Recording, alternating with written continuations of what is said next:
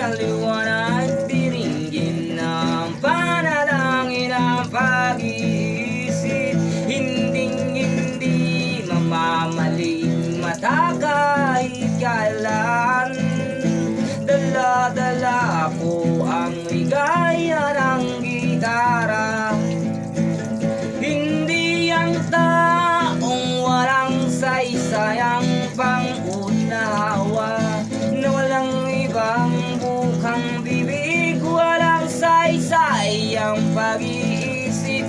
Ngunit ang gitara'y kaligayahan, kahit nasakalin ang pasimpa ng aking mga kamay at iwan mo. Hindi katulad ng taong pansamantalang aliw lamang, hindi kayang ibigay ang pang-unawang hingin ang aking buhay. Di ko kailangan ang taong walang saysay, habang ang aking pag-iisip na lamang ang umiiral, hanggang sa muli akong makapaglakbay. Dala-dala ang realidad na aking pasan-pasan, ang pag-iisip ang siyang unibersong aking kinaroroonan.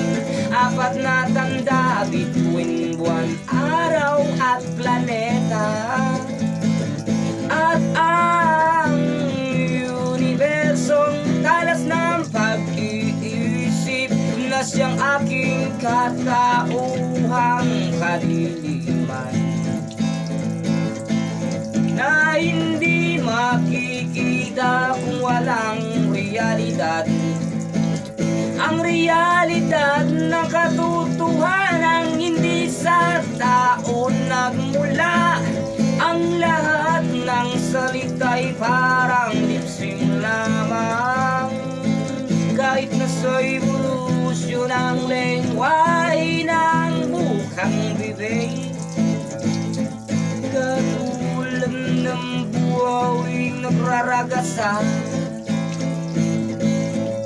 kung hindi maitatanim sa sariling pisikal,